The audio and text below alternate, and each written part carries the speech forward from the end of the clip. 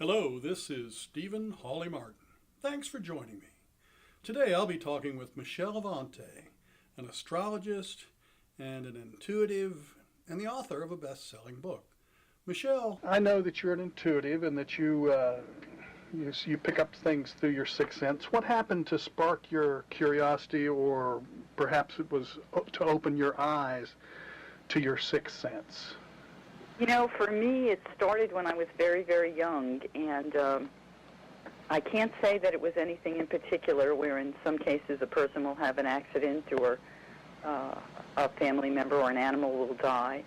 But for me, from the time I was very, very young, I had a spiritual teacher who taught me on the inner planes. And when I would have some type of situation in my life, I would have this being who would give me direction. And from the time I was probably 3 years old, they started, and I say they, even though it was one in particular spiritual teacher, there was a group of them, but this one in particular would be the one who would voice whatever needed to be voiced. But I knew they were a whole group. And my teacher would give me what I called a string of pearls. They were a group of words to teach me the spiritual laws. And the very first string of pearls I was given was a statement that all things are natural. And that was the very first statement I received when I was about 3 years old. And it took me till I was 12 to figure out what that meant. Well, let me ask you this.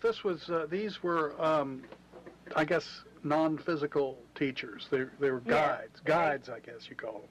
Yes, some people call them guides. Some people call them masters, spiritual masters. Call them what you will. I never asked his name. It wasn't until I was about 19 years old that I came across a book that a friend had, and I opened it up, and there was a picture of this being that I'd been working with since I was born. You recognized it? Oh, absolutely, instantaneously. I mean, I'd worked with him my whole life, just like people in the physical, very clear experiences. You could actually see him and sit down there with him and talk to him? Oh, absolutely. Yeah, I could tell you stories that people will say, she's really off the loop, you know? Well, it used to be, when people heard voices or talked to people that other people couldn't see, they'd send them off to the loony bin, Exactly. Fortunately, I came from a Catholic background, and of course I was not taught to talk about what my experiences were. The spiritual master or teacher that I had told me that silence is a golden thing, and that unless someone is asking you don't really have a right to interfere with their space by telling them about your experiences. So I never did say anything, and actually the members of my family didn't even know anything about my life, my inner world experiences, till I was about 26 years old when someone finally asked me something. Now, so what was it? The first words you were given were "everything is natural." Is that what I understood? That is exactly correct. And I'll tell you a funny story. I was probably 5 years old, maybe 5 and a half, standing in the playground, and we had in the middle of our playground this big stone building where the person who ran the playground was, and the bathrooms were. And on the outside of the wall of this stone building, someone had written that famous 4-letter word. And it was in huge letters. And I stood there staring at it. I had absolutely no idea what the word meant or even how to pronounce it. Was it the F word or the S word? The F word. Okay. And I stared at it. And the whole time, of course, the spiritual being that I worked with said, all things are natural. So my job through those years was to apply that to every single thing in my world. And I just stood there and says, well, that's natural. I don't know what it is, but it's natural. I guess it is. And it was other girls from my class came around. They said, oh, Michele knows what that is. And, and I just looked at them, and I had no idea. But everybody automatically assumed I knew what I was looking at. It was very funny to me. So that began your training to develop your sixth sense. How long did it take? Well, I think as a child you develop it pretty rapidly, and I always had this guidance to know what I needed and what to do. And I remember when my grandmother died, that was a really awful experience for me because I kept sliding in and out of the physical consciousness. And of course, that's a big lesson for anyone who learns to open up this sense, is that it's like shifting a car. You can shift your consciousness into this sense where you are fully there, or shift it here into the physical and stay physically here, which we call being grounded. But what a person learns as they develop, they learn how to shift and hold it in both places at the same time so that they can get the information they need while never losing the grounding they need to continue here in the physical. What happens when you shift into the non-physical? What physically or non-physically happens to you? Well, it just depends on what the experience is. But at that time... What happened with your grandmother? When my grandmother died, it was terrible because I kept seeing everything through the astral eyes, which is a level outside of, or above, or inside, or however you want to put it. It's the closest thing to the physical plane, correct? Right. But not physical. It's non-physical, and the closest we can explain is an emotional state, but when you really are using the eyes of the astral body, nothing here looks very good. It all looks very gray because there is so little light permeated here compared to how much light there is at the astral level that I would look at everyone and they all looked dead to me. Every single person, everything looked gray to me. It was horrible, and all I wanted was to just leave the body. And finally, this spiritual master says, you cannot leave the body. And they kind of locked me in, so to speak, for a while. Well, did you also see your grandmother and talk with her? I absolutely did, and but I just wanted her to be I just wanted to be with her. She was my best friend. She was my protector, and I just adored her. So it's very, very hard for me to let go of her. But she would stay in my presence a lot, even after they locked me in where they weren't allowing me to really see the other side the way I normally would. And she would make sure she'd be in my presence with a scent. She had a scent that she would bring with her, and I would always know when she was there. So you could actually smell and tell that way? Yes, and as I continued in life, I would be given different spiritual masters or teachers to learn different types of lessons, just as you do in school. You may have like a main guidance counselor for 4 years, but you have different teachers, and it's the same thing on the inner planes. I was given different spiritual masters at different times to teach me different things, and each of them would have a particular scent, and sometimes I would be in a place, and it would be so overwhelming that I would actually look around and ask people, did you smell that? And, they'd look at me like I was a loon. Well, what did they teach you, Michele? Most importantly, they taught me the spiritual laws. Of course, they also taught me other things. Like I wanted to learn to ride horses. They taught me how to ride horses. I hadn't been on a physical horse until I was 11 years old. I'd never actually been next to a physical horse. And I learned how to ride on a different level of consciousness. And that was something I wanted to do, so they taught me. And at 11, my mom said, well, you're going to get to go to camp this year, and they'll have horses, but you have to pay for them. And so I saved money. I did everything I could. I saved all this money so I could ride horses. And when I got there, I had my very first riding lesson, and the teacher said to me, have you ever ridden before? And you're a little kid, right? So you say no. But of course I had, but what was I going to tell her? Yeah, I used to ride horses in a different place, like on a different plane of consciousness. Certainly I couldn't say that. So I said, no, I've not been on a physical horse, is what I said to her. And so she said, okay. So she put me in this beginner's class, and I got on the horse, and she had the kids walk the horses, and then she put them into a trot, and she stopped my horse in a way that you simply don't do. You don't stand in front of someone's trotting horse, especially a little kid, because the kids are going to fly off the horse over the head of the person and land on the ground. Of course, I didn't, because I knew how to ride. And she took my arm and grabbed me off that horse and said, "You've been riding your whole life. How dare you lie to me?" And I just stood there. I didn't know what to say to the woman. I had no idea what to say, because what could I say? Right. Anything that I would say would be something she would think was strange, and so I just stood there and stared at her. And a week later, she made me a riding instructor. My goodness. That's amazing. I'm speaking with Michele Avanti. She's an intuitive and a certified and professional astrologer. Is that right? Astrologist? That is correct.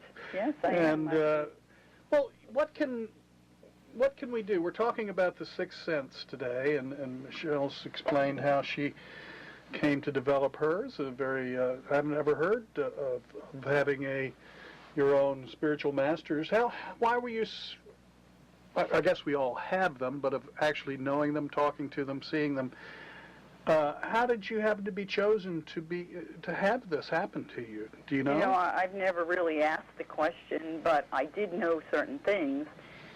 This spiritual master that I worked with, I had worked with in many other lifetimes, and I knew that. Mm-hmm. I knew that we had known each other for many, many centuries. And I know a lot of my past lives, and I knew a lot of them when I was a child, because this master would take me back to a place in time where I would be aware that that was a lifetime that I'd had. So I knew that he had taught me before, and I don't think, I don't know why. I never asked why. Just part of your evolution, I guess. Yes, I think, we all have a path, and I think we all decide how we want our path to be.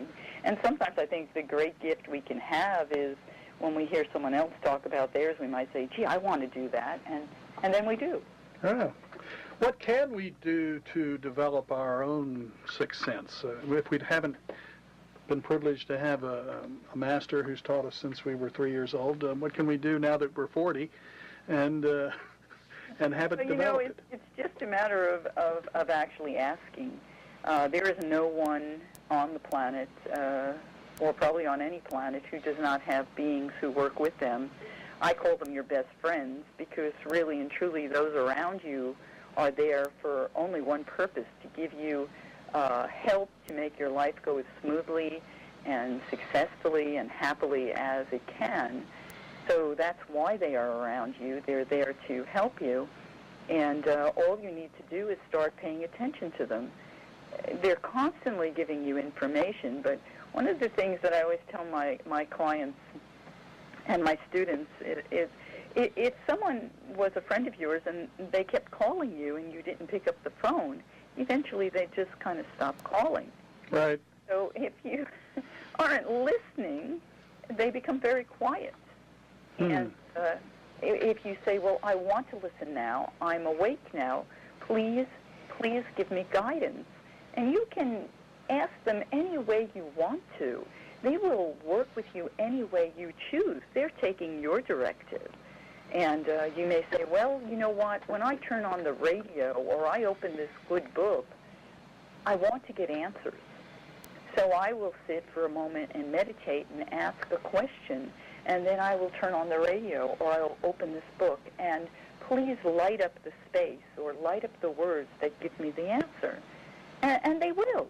They will. Your method is yours. What do you choose? How will it work best for you that is not in some way shocking you in your life? You don't want your life's experience to be shocking. You want it to be something that works for you and that you can accept and work with. So you can ask them whatever way you want. I have clients who say, I just want to open up psychically. I want to be able to know. I want to be able to see. I want to be able to communicate with other beings who are not in physical bodies. And I'll tell them, well, make an appointment. You make an appointment to go see someone, a doctor or a teacher or someone else. Well, make an appointment, and you will do that, and they will come. So before you go to sleep at night, you say, well, every night before I go to sleep, I'm going to spend 20 minutes opening up to listen. And I want you to come in, and this is what I want to learn. I want to learn about my past lives. Or I want to learn to speak to my grandmother. I want to hear something from my dad. Whatever it is that's important to you, they'll come and they will help you. For some people, it's getting a healing of some kind.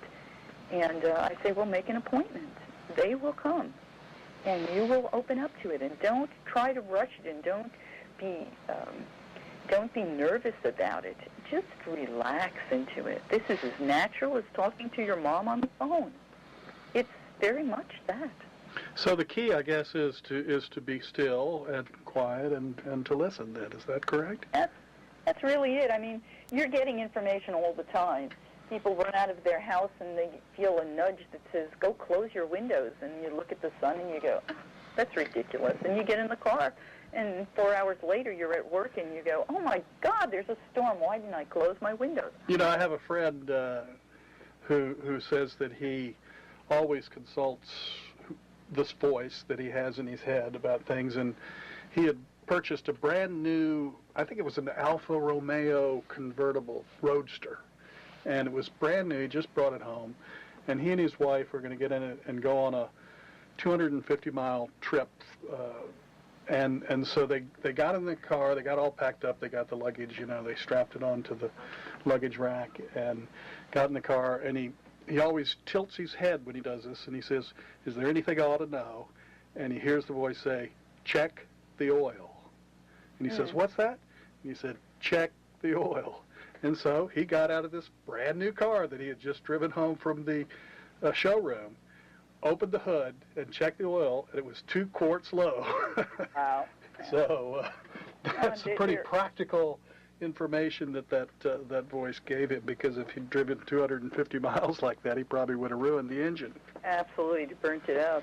Yeah, no, they're always there to give you practical information. I don't know why people talk about them giving you something that's so esoteric, but they're actually here to help your life go more easily, more smoothly, and that's what they want for you. And at the same time, of course, to expand your consciousness. So it's a double thing. But yeah, I'm speaking with Michele Avanti, and who's an intuitive and an astrologist.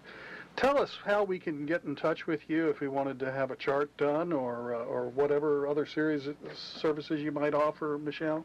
Yeah, you can go to my website, Astrology and More, and you write the whole thing out. It's astrologandmore.com, or you can just call me directly. It's 541-863-6631. You can always Google my name, and you'll find me on the net, too. Hey, you know, I Googled your name today, Michele, and there's a porn star who has your name. Who stole my name. Who's got your name. So we want everybody to know when the porn star comes up when you Google Michele Avanti, it's not this Michele Avanti. No, it's definitely not me. No, we're a lot different in age. I have 30 years on her.